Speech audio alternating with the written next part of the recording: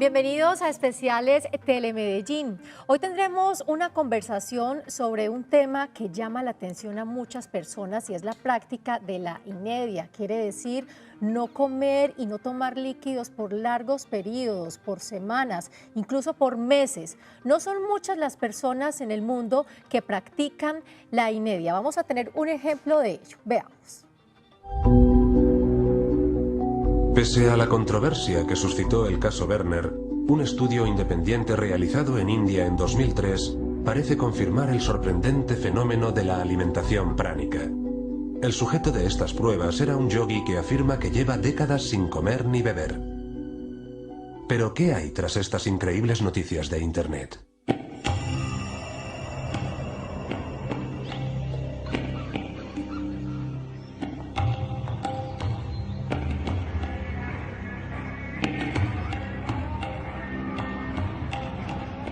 Naturalmente, quiero conocer a ese misterioso yogui y se me presenta la excepcional oportunidad de grabarle en su pueblo natal.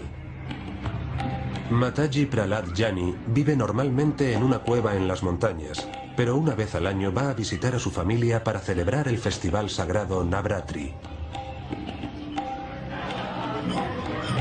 Aquí adoran al yogui como a un santo, pues tuvo una visión divina a la edad de 7 años y al parecer no ha comido nada ni ha bebido una gota de agua desde entonces.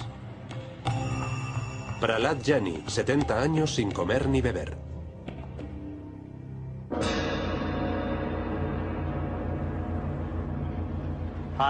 En Asaf Sudatam, la medianoche del octavo día de Navratri, 3 diosas se me aparecieron y me pidieron que las siguiera: Ma Kali, Ma Lakshmi y Ma Sarasvati.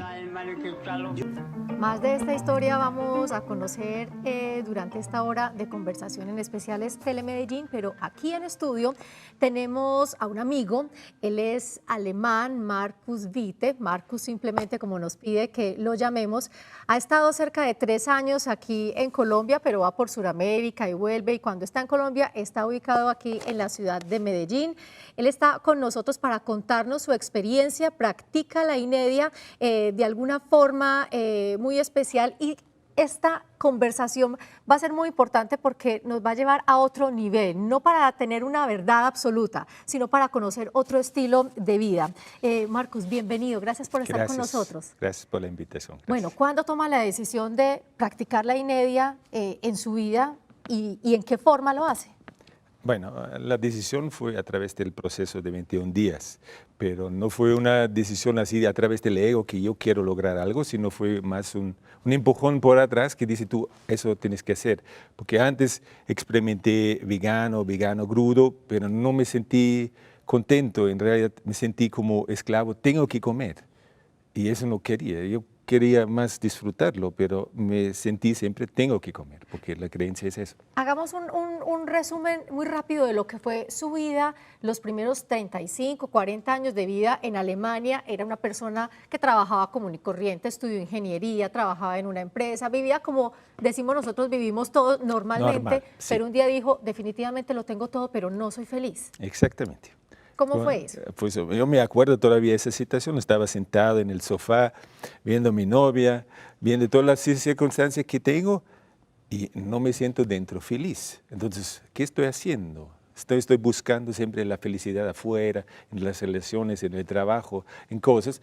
Entonces ya dije, no, ya voy a cambiar, voy a soltar cosas.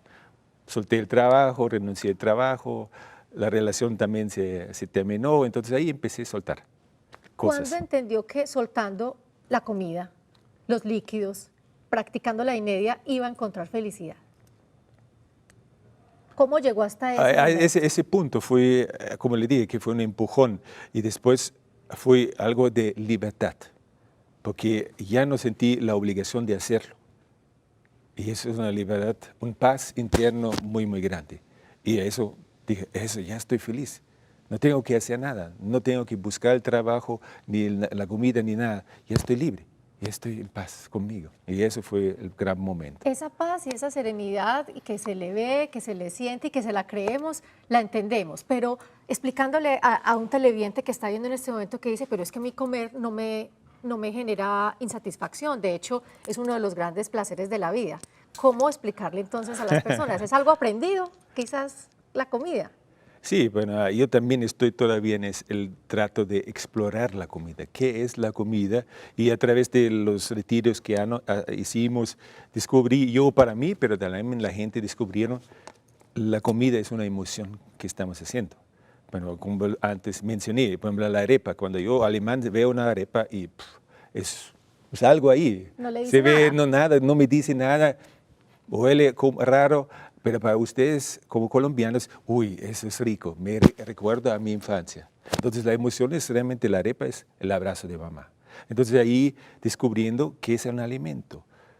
¿Para qué comemos? Comemos realmente al 90% por ansiedad, por calmar una emoción. Y 10% son realmente porque tú tienes la creencia que tienes que comer. Entonces yo me borré la creencia que tengo que comer, pero de todos modos hay emociones de la infancia que viví que después vienen encima.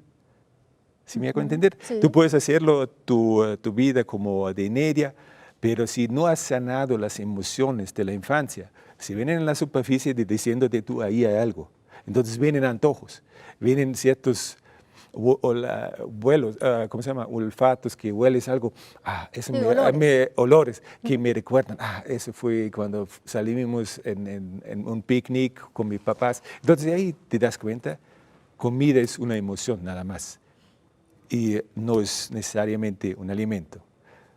El alimento es otra cosa. ¿Cuál es el alimento entonces para Marcos? Yo estoy consciente de quién soy. Yo no soy ese cuerpo físico, soy algo más sutil. Entonces el sutil mantiene vivo lo físico. Entonces no tengo que hacer nada.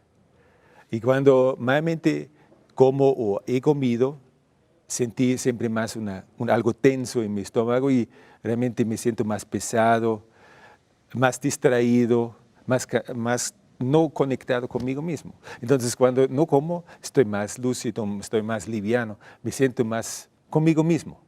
Entonces yo estoy consciente que la energía viene del cuerpo vital. Entonces ya la ciencia también sabe que hay algo más. Y bueno, le doy el ejemplo por la medicina. Si lo físico mantiene vivo lo físico en nuestro cuerpo, ¿por qué entonces tenemos que morir? Y cuando morimos, ¿qué pasa en el grado del cuerpo vivo y del cuerpo muerto? Realmente ya se va el espíritu. Y después puedes inyectar vitaminas, proteínas, va a pudrirse. Entonces, ¿qué nos mantiene vivo? El espíritu. Entonces, Él tiene toda la energía para mantenernos vivos. Y es todo.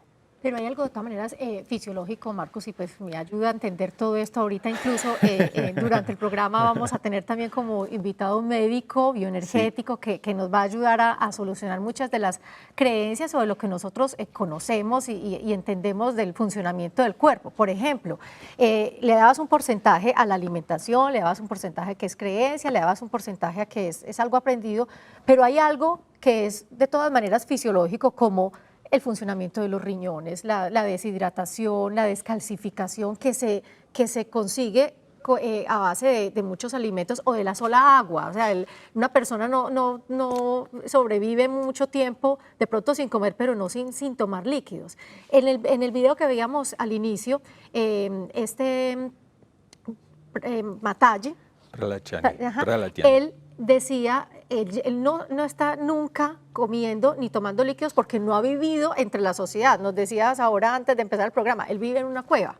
Entonces él no tiene necesidades diferentes, pero es un cuerpo que de todas maneras tiene un funcionamiento fisiológico.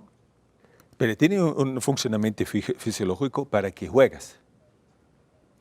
Es eso, sabores. El ejemplo es cómo come un niño. ¿Cómo está comiendo un niño? Está probando aquí, está probando ahí, y ya estuvo. ¿Pero qué hace la mamá? No, tienes que limpiar el plato. Entonces ahí vienen las traumas. ¿Por qué limpias el plato? Tú limpias el plato porque quieres la atención de mamá, para estar un placer a mamá, pero no para ti mismo. Para satisfacer a la mamá. Sino a ti mismo. Para ti basta jugar sabores y listo. Pero ahí empieza el rollo de comer. Te han enseñado a comer. Pero el niño no quiere forzadamente comer, quiere jugar. Y nosotros olvidamos jugar. Después se volvió una adicción, porque estamos buscando en la comida recuerdos, amor. Entonces la comida es nuestro amor, porque sentimos un vacío ahí. Pero cuando tú te sientes pleno, ya no buscas el amor afuera.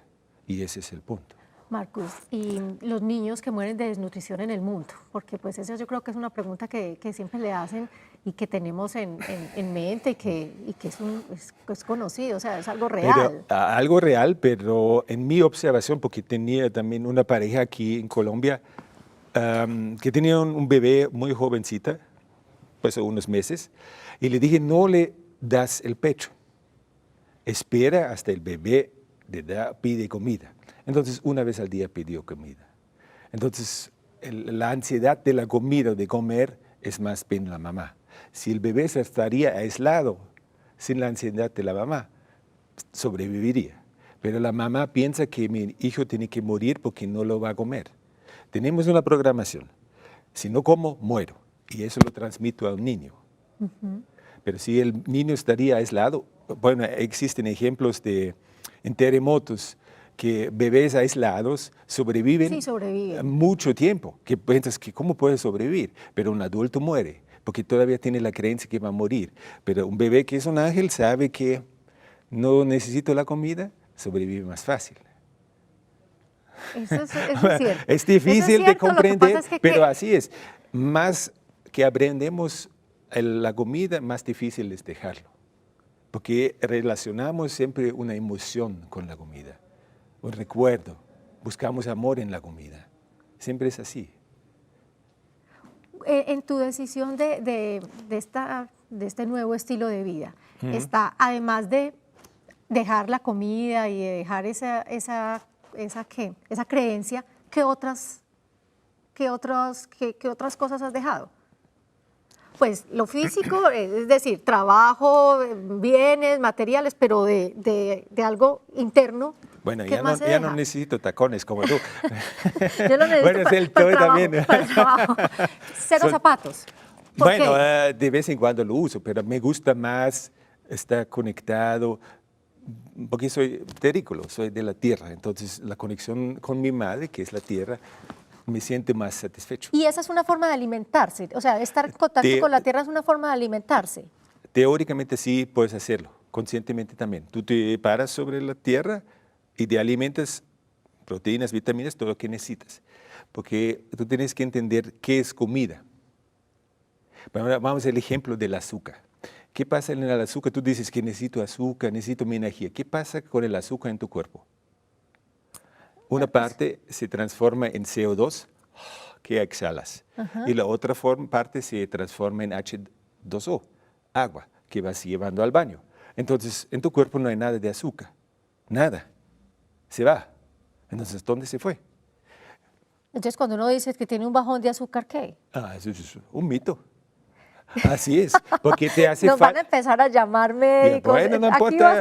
Esto está bueno. Esto está bueno porque ciencia. va a haber. Ese es primer semestre químico en la universidad. Te enseñan eso. Eso no es nada fuera de algo. Eso es básico de la química. Pero ahí, ¿qué está dentro del azúcar? ¿Qué está ahí? Información. Tu cuerpo vive bajo base de información. Tú necesitas información, nada más.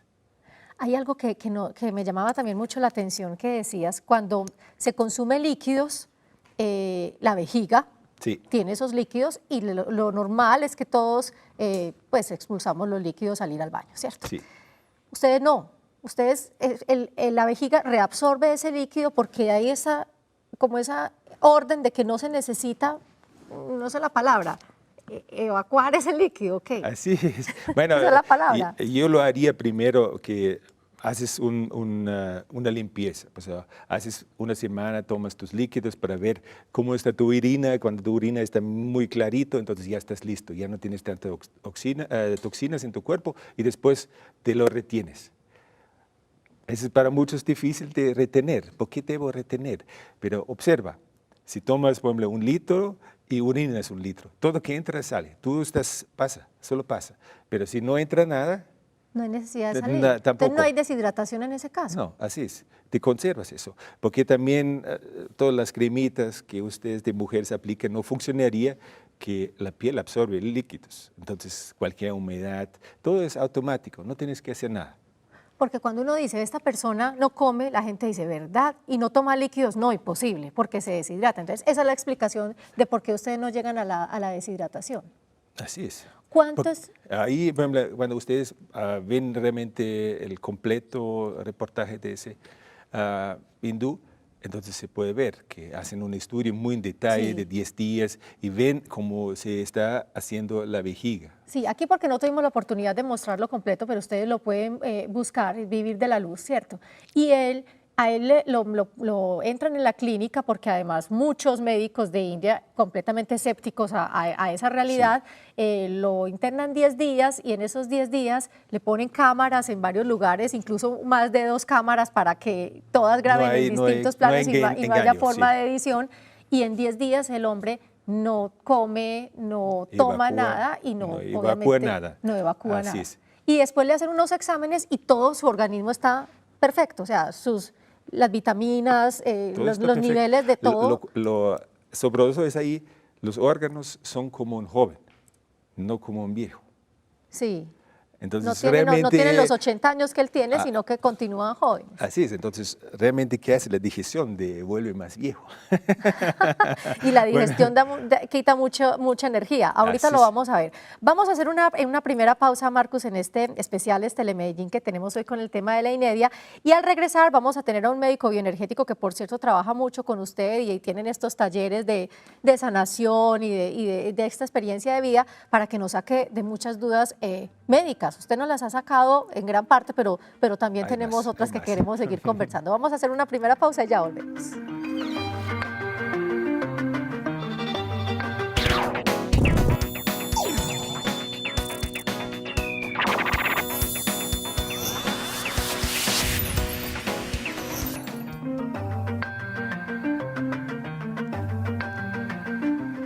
Nos regresamos a Especiales Telemedellín, hoy hablando de la práctica de la inedia. Teníamos en este primer bloque a Marcus Witte, él es alemán, practica la inedia desde hace más de 10 años, vive en Medellín y viaja por todo el mundo enseñando y entregando ese conocimiento a la gente. Y para completar el tema, para tener unas luces desde lo clínico, desde lo bioenergético, nos acompaña también Rubén Darío Correa Dávila, él es médico bioenergético, antioqueño, está con nosotros y pues bienvenido a Especiales Telemedellín y qué tan bueno que esté con nosotros en la misma tónica, también sin zapatos, o sea, aquí la única que no está en sintonía soy yo, pero también está aquí recibiendo toda la buena energía del programa. Bienvenido, doctor Correa. Claro que sí, Marcela, muchas gracias por la invitación. Y a Telemedellín igualmente. Bueno, ya hablábamos de la inedia desde el punto de vista de Marcus, de cómo la adquirió, de cómo dio ese paso en su vida, de los beneficios y nos entregaba luces muy válidas, muy válidas. De pronto decíamos, algunas personas en sus hogares dirán, esto no se puede, qué mal que se haga en este sentido, pero desde su punto de vista es completamente positivo en la forma en que lo hace. ¿Cómo definir la inedia desde el punto de vista clínico? Sí. Empiezo por la parte personal. Sí. Para mí como médico es más difícil entrar en la inedia y en los ayunos que para Marcus, porque él, al no conocer muchos de los paradigmas de la medicina, pues se soltó más fácil a la inedia que en mi caso. Cuando yo empecé este camino, yo quería ver los exámenes de sangre, los exámenes médicos, que esta práctica no le hiciera daño a mi salud. Ajá. La inedia es una invitación ante todo a un cambio de estilo de vida y a replantear muchas de las ideas que tenemos desde niños. Es otra forma de alimentarnos, porque si se mira todo esto como sacrificio, como esfuerzo, como lucha, pues no va a brindarnos salud. El solo estrés de entrar a una práctica con este tipo de criterios nos va a llevar a sufrir. Y el entrar en la inedia, en el ayuno, debe ser una experimentación, un estudio, una mente de aprendiz. Y eso es lo que a mí más me ha favorecido en este camino. Me considero un aprendiz de la vida, un aprendiz de la medicina, un estudiante de la vida y estudiante de la medicina. ¿Qué personas, o sea, en qué momento de la vida, en el caso de Marcos, por ejemplo, él dijo, no soy feliz, lo tengo todo y no soy feliz, voy a hacer un cambio en mi vida? ¿Qué condiciones debe tener un ser humano del común, ¿no? Un ser humano como Marcela, para decir, voy a empezar directamente la inedia? ¿O qué se sugiere? ¿Empezar de pronto con vegetariano, después vegano? ¿Esos son pasos anteriores o no tiene que ver eso en una escala para llegar a la inedia? Empecemos por la primera propuesta. La realidad, la mayoría de personas ayunan, solo que no lo consideran como natural. Todas las personas ayunamos en la noche, de 7, 8 de la noche y no nos morimos. Y no nos morimos. Hasta el día siguiente, 7, 8 de la mañana, 12 horas de ayuno. Por eso el desayuno en inglés lo llaman breakfast, romper el ayuno. Eso es algo natural que todos hacemos y que si lo vamos extendiendo en la vida diaria, vamos a ver que en la mañana cómo está el cuerpo, más descansado, más despejado, tenemos más ánimos. Vamos viendo que esa alegría, esa energía de la mañana se va extendiendo toda la mañana hasta el mediodía, hasta el momento en que empezamos a comer, que ahí nos coge ganas de hacer siesta, pereza, letargia. Algo pasa ahí cuando empezamos a consumir alimento y todo lo estamos experimentando todos los días. ¿Algo pasa, hambre? No. ¿Qué le coge a uno a las 11:30 o 12? ¿Hambre? ¿O es aprendida? Ahí viene la parte aprendida. Sigamos con la propuesta. Bueno. La mayoría de personas... Yo ahora meto lo terrenal. Siga, doctor. Yo empiezo con lo diario y la mayoría de personas ya empiezan a hacerlo consciente cuando tienen una enfermedad. Yo lo veo todos los días, casi todos los días con los pacientes. Ellos, por una diabetes, por una obesidad, por un cáncer, se ven obligados a que no pueden seguir comiendo lo que están comiendo y yo les recomiendo, en el primer día de consulta, no consuma 24 horas ningún alimento. Y usted sea el propio estudiante de su cuerpo, aprenda de su cuerpo qué sucede esas 24 horas. Y la mayoría de pacientes que lo realizan me dicen, vea, durante ese día se me quitaron más los dolores de cabeza, las inflamaciones, el organismo empezó a repararse a sí mismo porque está descansando de la comida. O sea que es la enfermedad la que muchas veces impulsa a ese cambio. En su caso también fue así, usted padeció un cáncer de vejiga, ¿cierto? En el 2013 suceden varios eventos muy traumáticos en mi vida, desde el 2008, que fue el evento para mí más traumático, que fue el divorcio, y dejando 3 hijos implicados en ese divorcio. En el 2013 muere papá, a los 4 meses muere mamá, y en ese mismo periodo me detectan un cáncer de vejiga.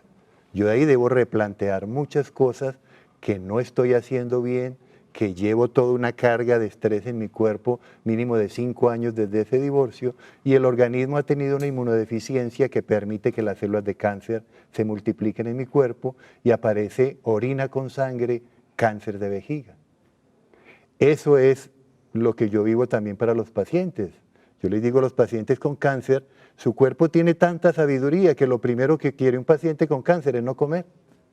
Y las personas nos preocupamos de que si no come, lo que dice el dicho popular, enfermo que come no muere, y a veces es al revés con los pacientes. El enfermo que come es el que se muere más rápido. Primero hay que dejar que el cuerpo empiece a repararse, a reconocerse, a desintoxicarse, a llegar a estados basales y saber cuál es su ritmo de alimentación, qué alimentos tolera, cuáles no. Cada organismo es muy individual, muy diferente, y el mío empezó a pedir los ayunos, los descansos para reparar una gastritis crónica con metaplasia intestinal, la vejiga a reparar todas las toxinas que habían pasado por mi cuerpo y a mejorar todo ese estado emocional, porque sí me asombré mucho que en los estados de ayuno yo empezaba a ser más tranquilo, más silencioso, aunque al principio, sobre todo el primero y segundo día que se hace ayuno, la persona empieza a sentir las emociones que tiene reprimidas. Empieza a salir la rabia, la tristeza, y ella no sabe por qué. Por eso en esas prácticas nosotros invitamos a que las personas no tomen ninguna medicina, sino que estén escribiendo. Tengo rabia y esta rabia la siento generalmente con los seres más queridos, porque es la rabia que más reprimimos. no la expresamos, rabia contra mamá, contra papá, contra la persona que fue la esposa en mi caso, o contra los hijos porque me dejaron de hablar. Todas esas rabias reprimidas, yo no las voy a calmar con una comida. Lo primero, acepto que tengo rabia, acepto que soy un ser humano común y corriente, que debo empezar un proceso de perdón y de sanar mis propias creencias sobre lo que es bueno y es malo. Y todo ese replantear mi estilo de vida permite que en 1 o 2 días la rabia esté pasando. Detrás de la rabia viene la tristeza. Hice daño, me divorcié, tenían muchas expectativas conmigo. Toda esa serie de culpas que tenemos también como seres humanos comunes y corrientes van saliendo y también las escribo. Acepto que tengo tristezas, acepto que tengo culpas. Sí, Marcus, por ejemplo, nos decía ahorita, yo soy un ser humano común y corriente. Cuando empezó los primeros periodos de ayunos, esos que nos decía que primero eran de 21 días, en fin, también experimentó esos momentos de rabia, de tristeza, de desapegos. En realidad no, todavía no. Ahí fue más un proceso de confianza, de livianidad, de paz.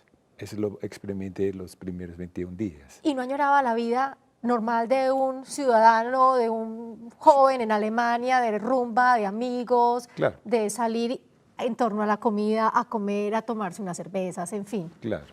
Entonces, yo sentí ese empujón para hacer los 21 días. Entonces estuve realmente en Múnich, en un departamento, y lo hice ahí.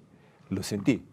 Aunque fuera estaba el mundo, todo, me desconecté, dije que 21 días no estoy accesible para nadie, Sí. y lo hice. Y me dejé guiar. Eso es como una gran confianza en ti mismo, que es eso que tienes que hacer.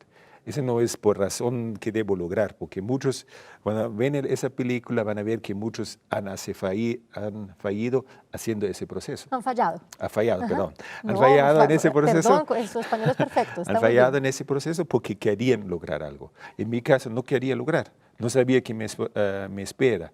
Me entregué completamente y ya al final me esperaba la libertad y ya estoy feliz. Ustedes hicieron clic, se encontraron, la vida los puso juntos a trabajar de una manera muy importante, porque además tienen grupos donde apoyan a las personas que están no solo enfermas, sino que quieren un cambio de vida. Hacen talleres, se reúnen, le ayudan en los ayunos. ¿Cómo es ese trabajo que realizan con las personas? Sí, las invitamos a la Universidad de la Alegría. Así se llama la finca, es en el Parque Arví, donde las personas hacen una preparación, ojalá una semana antes, no consumir carnes. Por el proceso que vivió Marcus y que he vivido yo, es mucho más fácil para personas vegetarianas o veganas o crudívoras entrar a una práctica de esta. ¿Cuáles son las crudívoras, doctor? Las personas que consumen todo crudo, nada cocinado. Esas personas van a tener menos toxinas si toda esa semana se preparan de esa manera para hacer esa práctica. Porque muchas personas consideran todo lo contrario. No, voy a comer mucho toda esa semana para aguantar esos 3 días. Y repito, no se trata de aguantar, de resistir, de sufrir. No, se y trata... es que el ejemplo, perdón que lo interrumpa, está en lo de la noche. Uno no come por la noche todo porque no va a comer mientras esté dormido. De hecho, uno come livianito, o ya después de los 40, come livianito para dormir bien. Correcto. Ahí está una de esas explicaciones y uno no cae en cuenta de eso. Sí, sí. Continúe, doctor. Entonces, llegan al día viernes y esa es la última comida, la del 12 de las 12 del mediodía, una sopa con una aromática, y entran ya en la práctica del ayuno, llamémoslo así. Ayuno es cuando la persona piensa volver a comer. Inedia cuando la persona piensa prepararse para dejar de comer. Esa es la diferencia. Sí, en realidad sí. Eso, ayunos siempre están acostumbrados a hacer ayunos. Todos hacemos como... El ayuno, uno sabe que viene en algún momento la comida. Voy En a la inedia, regresar, la idea sí. es que no vuelva la comida. Me voy a liberar de la idea de que me estoy alimentando con algo físico, con la comida. Eso me estoy liberando. Con el ayuno es un puente. Siempre puentes un fin de semana o a lo mejor una semana, porque de ahí estás pensando, ahí voy a seguir otra vez igual. Pero con la inedia realmente te liberas del aspecto de que tengo que comer y realmente ves la comida diferente. Lo ves como algo para explorar más de ti. Como meramente de conocer tus emociones. Por ejemplo, ahorita que estábamos en la pausa, yo siempre tengo esta agua aromática cuando estoy al aire. Y me decía Marcus, ¿tienes una agua aromática? ¿Por qué? Yo, pues porque me da tranquilidad para estar al aire. ¿Pero por qué? Yo, porque me gusta la agua aromática. No, ¿quién te dio la primera agua aromática? Mi mamá. De pronto algún día cuando estaba más joven o más, sí, en la casa me dijo, tómese esta agua aromática, está más tranquila, y yo aquí no le pido a Yula en producción que me traiga una gaseosa llena de hielo para estar al aire, sino esta agua aromática que me lleva a ese recuerdo. Así es. Más o menos por ese lado vamos. Bueno, señor. Esa fue la vivencia mía también, del primer ayuno. Yo conozco a Marcus en septiembre del 2016 y desde el primer evento yo dije, no voy a consumir alimento. Y lo hice por 44 días. Desde el día 40 yo veía desfilar en mi mente arepa con huevo revuelto, sí, con galletas y con chocolate. Niñez. Todo lo que había recibido en la niñez de mamá. Y le pregunté a Marcus, yo no hago sino ver esto, llevo 40 días sin comer y yo siento que esto es como una obsesión. Yo pasaba por los restaurantes que venden desayunos y yo agachaba la cabeza porque se me alborotaba más esa ansiedad. Y él me dice, no, debes volver a comer. Tienes la creencia que necesitas volver a comer. Entonces no pasa nada, o sea, no estamos fallando, estamos Correcto. Simplemente siguiendo el instinto, siguiendo el sentimiento. Claro, porque yo tenía muchas cosas que no había sanado de mamá, de papá, de la familia. Entonces le dije a la secretaria, tráigame una arepa con huevo, tráigame una arepa con galleta, con quesito y con chocolate. Para mi criterio médico, eso no era la forma adecuada de interrumpir un ayuno de 40 días, de 44 días ya en ese momento. Sin embargo, lo hice... 44 es mucho. Lo hice en estado de meditación, cada alimento lo disfrutaba, lo masticaba con la saliva que tenía, que el organismo lo fuera asimilando. Me demoré 2 horas con ese desayuno y ahí recordé las escenas de mamá preparando el chocolate, preparando las arepas, revolviendo el huevo, y tenía la asociación que no comer era deprivarme del amor de mamá. Y por eso cada persona debe descubrir que en cada alimento con quién se está relacionando, porque a través de la comida se hacen las reuniones familiares, sí, los cumpleaños, las celebraciones de Navidad, una cantidad de eventos sociales giran en torno a la comida. Marcos nos dice, yo no necesito en este momento el abrazo de la mamá que está en Alemania porque ya la tiene en su corazón, ya está internamente, por dentro, sí. ya la tiene por dentro. Este tema es importante, ahí entramos con un término adicional que es la autofagia, la vamos a ver después de este segundo corte donde seguiremos hablando, ya vamos incursionando más, inedia, ayunos y autofagia, que también va a ser una terminología especial para entender todo este sistema y todo esto de lo que estamos conversando con ustedes. Vamos a hacer entonces esa pausa y ya volvemos.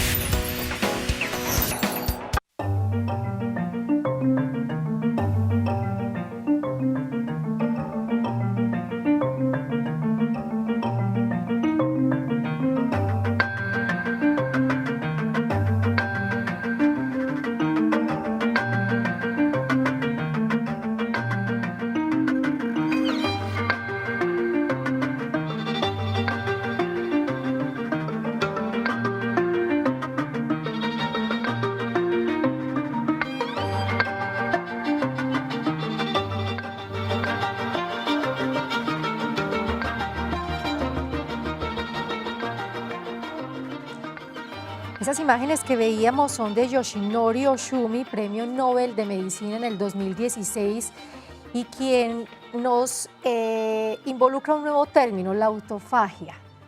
Doctor Darío, la autofagia, ¿cómo se define? Vemos que es como un rejuvenecimiento de células o uno mismo manejar la comida, ¿cómo es eso?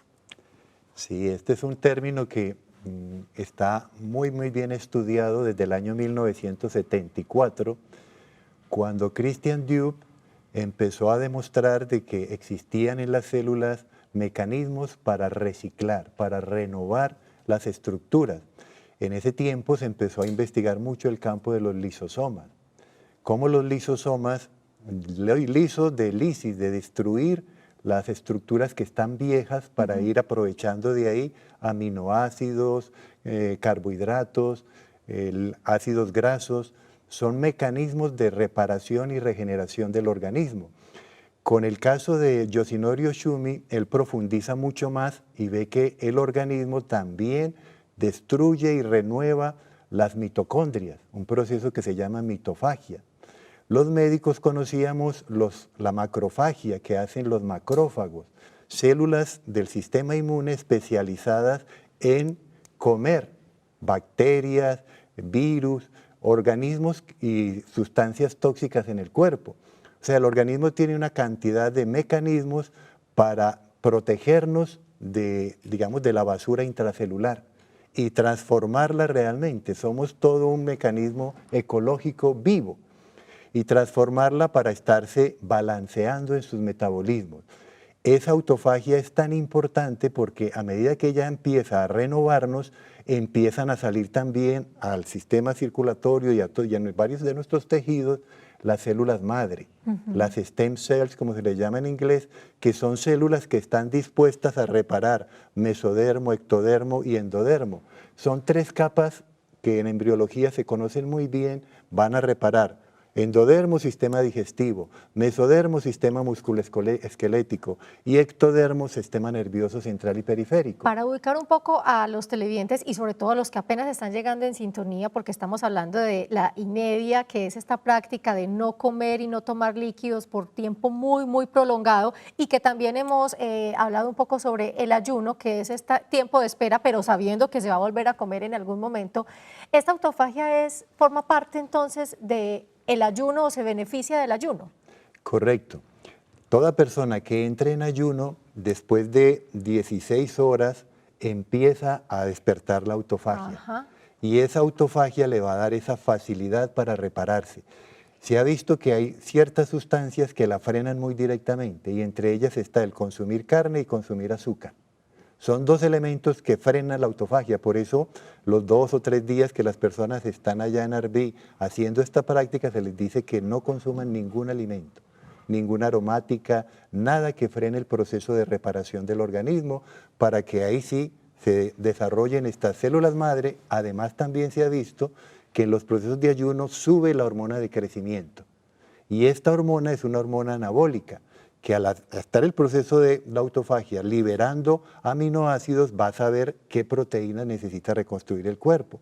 Por eso también se ha visto que es un mito el decir que durante los ayunos se va a consumir toda la persona, que va a consumir primero el glucógeno, después las grasas y después el músculo. Eso en parte es cierto y en parte no. Hay que saber hacerlo, o sea, hay que tener un Correcto. ayuno dirigido, como todo en la vida, un ejercicio dirigido, un ayuno dirigido, todas las prácticas dirigidas. Hacerlo gradualmente, y las personas van a ver muchos beneficios con los procesos de ayuno.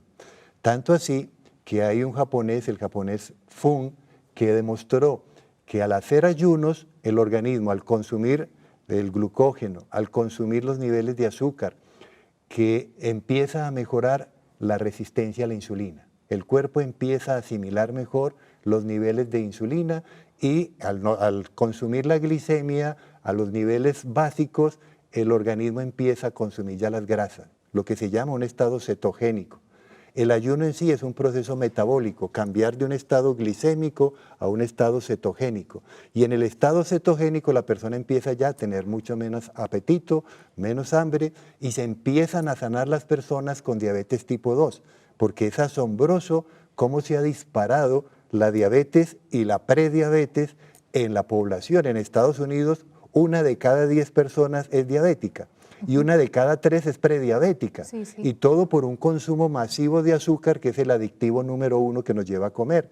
Y al 74% de los alimentos que hay en los supermercados les adicionan jarabe de maíz, les adicionan algún dulce para que la persona asocie el dulce con el amor y empiecen las enfermedades metabólicas que vemos de obesidad, hiperglicemia, que tienen que ver hasta con los trastornos cerebrales y no solo los cardiovasculares y los problemas hipertensivos.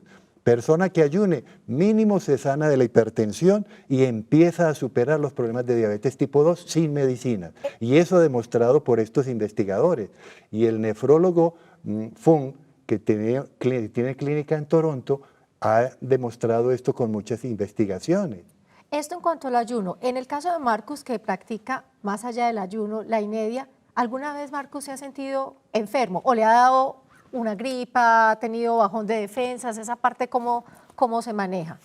Bueno, la última gripa que tenía ahorita 1 año y medio casi, más o menos. Porque uno cuando tiene gripa se siente que le da sed, que debe tomar líquido. Sí, pero en ese momento yo lo vi como un mensaje. Entonces ya analicé, ¿qué pasó contigo? ¿Qué pasó, Marcus? ¿Qué está pasando, Marcus? Así es, porque no viene por nada, viene por es un mensaje que yo he creado aparte. Entonces yo he creado esa situación para entender qué estoy haciendo. Entonces, fue esa situación que estaba harto en una relación que yo me estaba forzando. Entonces ahí me di cuenta, ¿qué estás haciendo? ¿Qué no quieres hacer? ¿Para qué sigues? Entonces ahí solté la cosa y ya acepté primero la situación y se fue. 6 horas después ya estaba otra vez bien. Marcus, la medicina, las cosas médicas en su vida no existen. Para nadie normalmente es necesario cuando una vez entiende el mensaje. La enfermedad es mi creación y es el mensajero para que yo haga un cambio en mi vida. Así de fácil es. Y si entiendo y acepto ese mensajero, rápidamente se sana uno. Y bueno, la medicina puede ser un puente, una ayuda para más bien una curación de los síntomas, pero nunca te puede sanar, porque tú fuiste a la causa. Los síntomas siguen, o sea, la enfermedad sigue, se calman los síntomas, pero la enfermedad sigue. Porque tú eres ya que hace la enfermedad, entonces solo tú puedes sanarte. Doctor, en este caso para usted es más difícil porque, a ver, usted estudió medicina, usted es médico cirujano de la Universidad de Antioquia con toda la formación, con colegas médicos que le van a rebatir muchas veces todas sus teorías, pero en parte usted sabe que esa parte de la medicina, o sea, o que lo que nos está diciendo Marcus tiene mucha razón. Ahí no hay un dilema moral y ético muy duro. Marcus lo explicó muy bien. Una cosa es la curación, otra cosa es la sanación. La medicina universitaria, a la cual le agradezco mucho, y yo me apoyo con los exámenes, me apoyé con los estudios para mí mismo, sigo también asistiendo a la EPS, a mis controles del cáncer de vejiga. Esa medicina la agradezco muchísimo porque me dio toda una base para tener como, digamos, la medicina basada en la evidencia, que es muy válida. Pero luego también estudié la medicina basada en la conciencia. Como lo dijo Marcus, la enfermedad como un mensajero, como un amigo que me está enseñando que debo cambiar algo de mi propia vida. Entonces la curación me la enseñó la universidad, manejar síntomas, manejar estados agudos, y sigue siendo muy válida una medicina de urgencia, una medicina para una fractura, para una herida. Todo una eso terapia. Claro, todo eso hay que ayudarnos de la medicina, que es una gran aliada. Pero la medicina no me enseñó a que las personas se sanaran. La sanación es cuando entra ya la parte emocional, la parte mental, las creencias que son tan individuales y que superan incluso muchas de nuestros hábitos y nuestras vivencias. Esa medicina que llega a la causa es la que me ha permitido descubrir, y a muchos médicos en el mundo, que una persona no le da un cáncer porque sí, que ese cáncer tiene una génesis de 3, 5, 10 años atrás, de duelos no elaborados, de muertes de seres queridos, de divorcios, de una serie de cosas que yo las viví en carne propia. Y ahí dije, no me puedo quedar con la curación que me enseñó la universidad, debo dar un paso más allá para la sanación. La universidad me enseñó que la hipertensión no se cura, se controla, que la diabetes no se cura, se controla.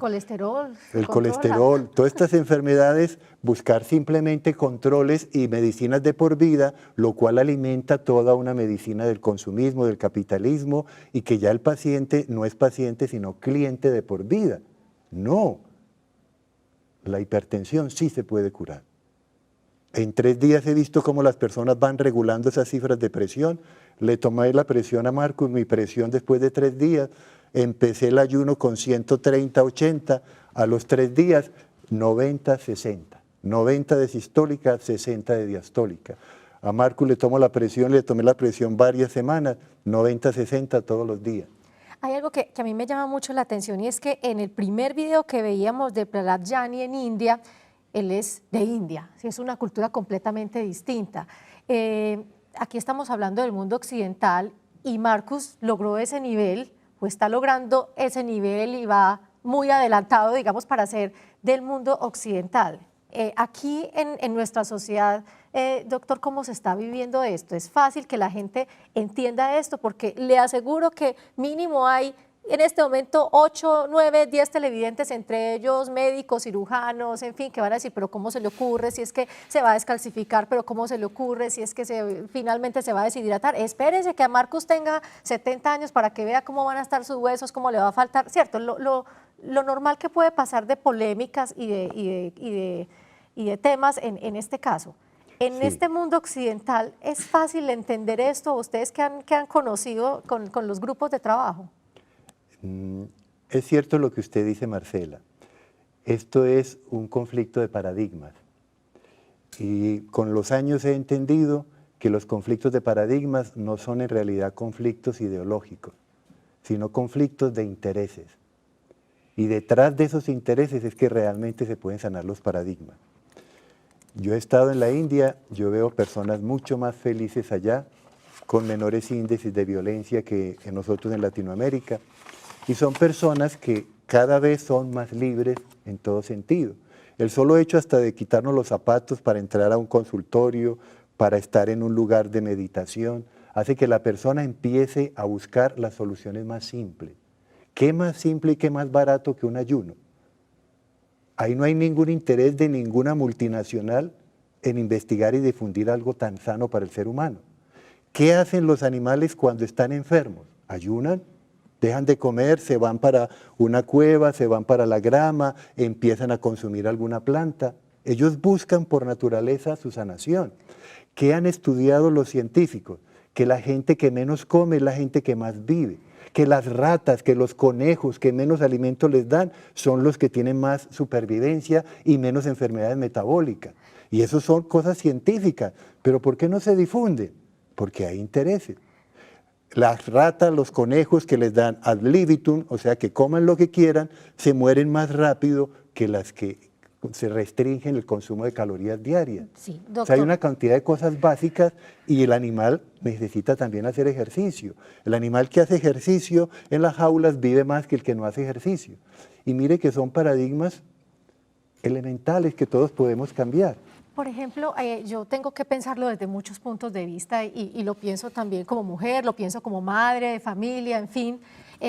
Por ejemplo, en estos casos de anorexia, de pronto este mensaje tengo que preguntárselo y me lo entiende porque también llegamos a diferentes públicos y el mismo Estado está todo el tiempo en campañas, por ejemplo, en este caso de no a la anorexia, se hacen campañas para evitar la desnutrición en ciertas partes del país, en fin, y no queremos de pronto mandar un mensaje equivocado.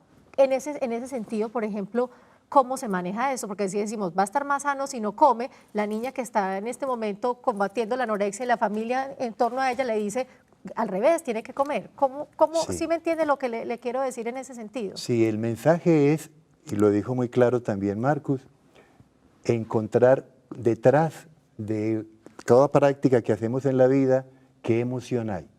Los dos ejemplos más extremos, las personas que hacen huelga de hambre y las mujeres que entran en procesos de anorexia y ya también los hombres con procesos de anorexia. ¿Qué hay detrás de ahí? ¿Qué están buscando ellos? La persona que está con anorexia está buscando un modelo comercial de figura en el cuerpo. Y mientras esté buscando ese modelo nunca lo va a encontrar porque no se encuentra a sí mismo. Por eso la joven baja 5 kilos y quiere bajar 10, baja 10, quiere bajar 15. ¿Y el de la huelga de hambre tiene ira? Y el de la huelga de hambre está lleno de rabia por unas condiciones socioeconómicas contra las cuales considera que él debe llamar la atención y mejoras en su relación salarial y con los empresarios. Esta persona termina en el hospital, esta persona termina en el hospital. Personas que vamos a un proceso de ayuno porque queremos conocernos mejor, porque somos muy ignorantes de nuestro inconsciente, que es más del 90% de nuestro ser, de los traumas que no hemos resuelto. Personas que vamos a una práctica de estas, vamos a escuchar el cuerpo. Y esa salvedad y esa diferencia me parece muy importante haberla tenido, haberla entendido y haberla entregado.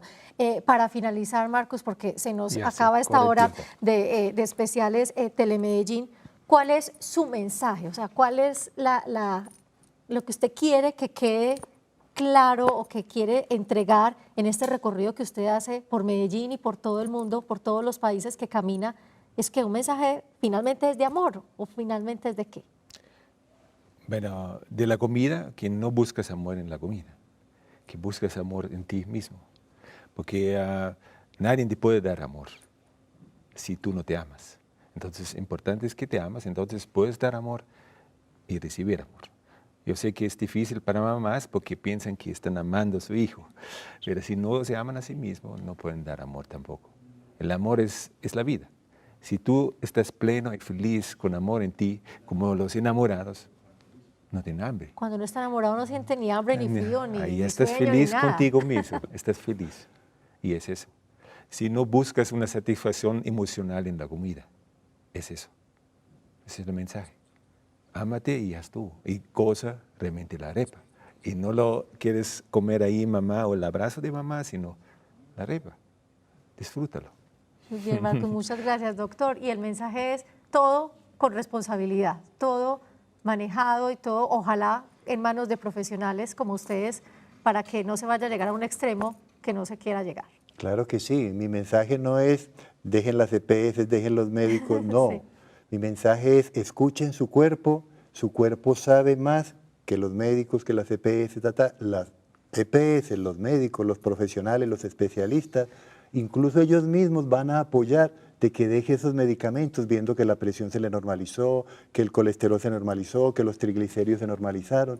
Las mismas entidades de salud les van a respaldar con esos resultados y esas evidencias de que están mucho mejor en su salud. Muy bien, la inedia fue nuestro tema de hoy en Especiales Telemedellín. Marcos, muchísimas gracias. Doctor Correa, muy amable por estar con nosotros. Esperamos que hayan entendido en lo que más puedan este tema, que seguramente va a dar más de qué hablar y pueden analizarlo. En este Vivir de la Luz, en ese documental, se puede conocer mucho más a fondo cuál ha sido ese recorrido de la inedia. A ustedes muchísimas gracias y nos vemos en una próxima oportunidad.